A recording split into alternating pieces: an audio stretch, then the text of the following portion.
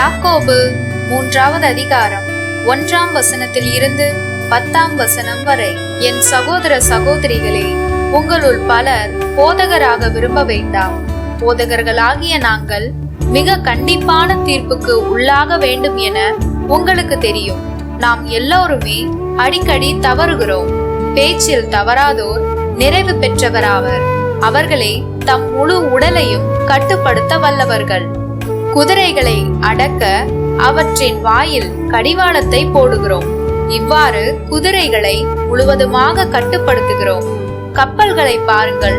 அவை எத்துணை பெரியனவாக இருந்தாலும் கூட கடும் காற்றால் அடித்து செல்லப்பட்டாலும் கப்பலோட்டுவோர் சிறியதொரு சுக்கானை கொண்டு தாம் விரும்பும் திசையை நோக்கி அவற்றை செலுத்துகின்றனர்.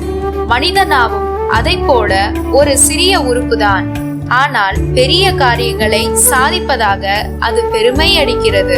பாருங்கள், சிறியதொரு தீப்பொறி எத்துணை பெரிய காட்டை கொளுத்தி விடுகிறது. நாவும் தீயை போன்றதுதான். நெறிக்கட்ட உலகின் உருவே அது. நம்முடைய உறுப்புகளுள் ஒன்றாக அமைந்திருக்கும் இந்த நா நம் உடல் முழுவதையும் கரைப்படுத்துகிறது. அது நம் வாழ்க்கை சக்கரம் முழுவதையும் எரித்து விடுகிறது. எரிப்பதற்கான நெருப்பை நரகத்தில் இருந்தே பெறுகிறது. காட்டில் வாழ்வன, பரப்பன, ஊர்வன, கடலில் வாழ்வன ஆகிய எல்லா உயிரினங்களையும் மனிதர் அடக்கிவிடலாம், அடக்கியும் உள்ளார். ஆனால் நாவை அடக்க யாராலும் முடிவதில்லை.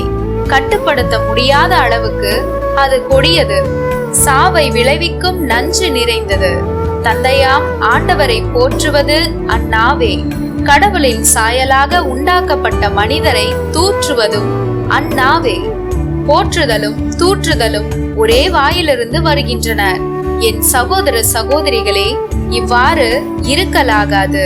மார்க்கு 9வது அதிகாரம் 2ஆம் வசனத்தில் இருந்து 13ஆம் வசனம் வரை. அக்காலத்தில் இயேசு பேதுருவையும் யாக்கோபையும் யோவானையும் அழைத்து ஓர் உயர்ந்த மலைக்கு அவர்களை மட்டும் தனிமையாக கூட்டிக் கொண்டு போனார். அங்கே அவர்கள் முன் அவர் தோற்றம் மாறினார். அவருடைய ஆடைகள் இவ்வுலகில் எந்த சலவைக்காரரும் வெளுக்க முடியாத அளவுக்கு வெள்ளை வெளேரென ஒளி வீசின. அப்போது எலியாவும் மோசேயும் அவர்களுக்கு தோன்றினர்.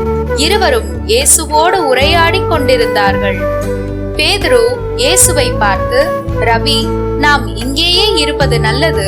உமக்கு ஒன்றும், மோசேக்கு ஒன்றும், எலியாவுக்கு ஒன்றுமாக 3 கூடாரங்களை அமைப்போம் என்றார். தாம் சொல்வது என்னவென்று அவருக்கு தெரியவில்லை. ஏனெனில் அவர்கள் மிகுந்த அச்சம் கொண்டிருந்தார்கள். அப்போது ஒரு மேகம் வந்து அவர்கள் மேல் நிழலிட, அந்த மேகத்தின் நின்று, என் அன்பார்ந்த மைந்தறிவரே, இவருக்கு செவி சாயுங்கள் என்று ஒரு குரல் ஒலித்தது. உடனடியாக அவர்கள் சுற்றுமுற்றும் பார்த்தார்கள். தங்கள் அருகில் இயேசு ஒருவரை தவிர வேறு எவரையும் காணவில்லை. அவர்கள் மலையில் இருந்து இறங்கி வந்து கொண்டிருந்த போது அவர், மானிட மகன் இறந்து உயிர்த்தெழும் வரை நீங்கள் கண்டதை எவருக்கும் எடுத்துரைக்க கூடாது என்று அவர்களுக்கு கட்டளையிட்டார். அவர்கள் இவ்வார்த்தையை அப்படியே மனதில் இருத்தி, இறந்து உயிர்த்தெழுதல் என்றால் என்னவென்று ஒருவரோடு ஒருவர் பேசிக்கொண்டார்கள். அவர்கள் அவரிடம், எலியாதான் முதலில் வரவேண்டும் என்று மறைநூல் அறிஞர் கூறுவதேன் என்று கேட்டார்கள். அதற்கு அவர், எலியா முதலில் வந்து எல்லாவற்றையும் சீர்படுத்த போகிறார் என்று கூறுவது உண்மையே. ஆனால் மானிட மகன் பல துன்பங்கள் படவும் இகழ்ந்து தள்ளப்படவும் வேண்டும் என்று அவரை குறித்து எழுதப்பட்டுள்ளதே, அது எப்படி? ஆகவே நான் உங்களுக்கு சொல்லுகிறேன், எலியா வந்து விட்டார். அவர்கள் தாங்கள் விரும்பியவாறெல்லாம் அவருக்கு செய்தார்கள். அவரை குறித்து மறைநூலில் எழுதியுள்ளவாறே அவை நிகழ்ந்தன என்றார்.